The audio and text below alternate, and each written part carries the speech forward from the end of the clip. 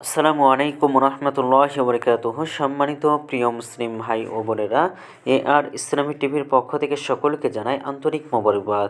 আশা করি সকলে ভালো আছেন। আমি আলহামদুলিল্লাহ আল্লাহর রহমতে ভালো আছি।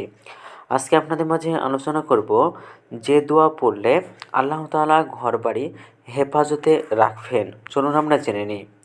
একদিন এক ব্যক্তি এসে হযরত আবু দারদা রাদিয়াল্লাহু তাআলা আনহুকে সংবাদ দিলেন, হে আবু দারদা, আপনার ঘর পুড়ে গেছে।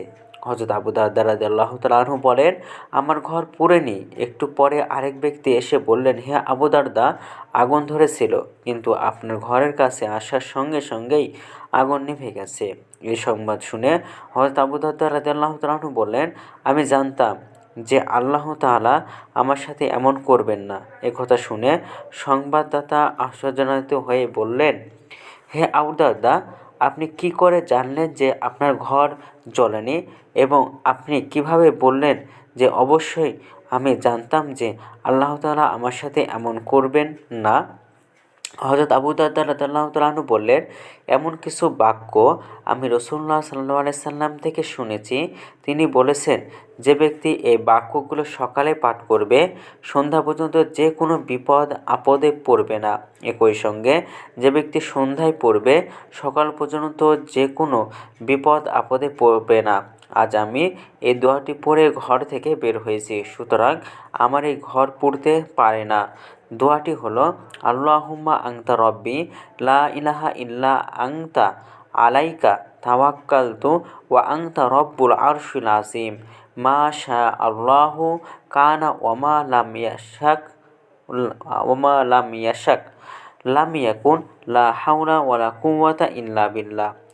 আ'লামু আন্নাল্লাহা আলা কুল্লি শাইইন কাদির ওয়া আন্নাল্লাহা ক্বাদ আহাতা বিকুল্লি শাইইন ইলমা।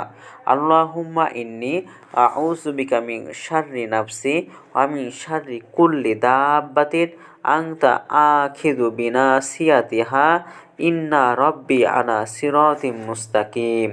অর্থ হলো, হে আল্লাহ, আপনি আমার প্রভু, আপনি ব্যতীত অন্য কোনো ইলাহ নেই। আপনার উপর ভরসা করলাম, আপনি সম্মানিত আরশের মালিক। আল্লাহ তাআলার শক্তি এবং সামর্থ্য ব্যতীত অন্য কোনো শক্তি বা সামর্থ্য নাই। আল্লাহ তাআলা যা ইচ্ছা করেন তাই হয়, আর তিনি যা ইচ্ছা করেন তা যা ইচ্ছা করেন না তা হয় না। জেনে রেখো যে আল্লাহ তাআলা সমস্ত জিনিসের উপর শক্তিশালী, ক্ষমতাবান এবং তার জ্ঞান সমস্ত জিনিস ব্যাপ্ত। হে আল্লাহ, আমার নফসের মন্দ হতে আপনার নিকট আশ্রয় চাই, এবং প্রত্যেক প্রাণীর মন্দ হতে যার ঝুঁকি আপনি ধরে রেখেছেন। নিশ্চয়ই আমার প্রভু সরল পথে অধিষ্ঠ আছেন। তাবরানী শরীফ। তো আমাদের এই ভিডিওটি ভালো লাগলে অবশ্যই চ্যানেলটি সাবস্ক্রাইব করে পাশে থাকবেন। ধন্যবাদ সকলকে। আসসালামু আলাইকুম ওয়া রাহমাতুল্লাহি ওয়া বারাকাতুহু।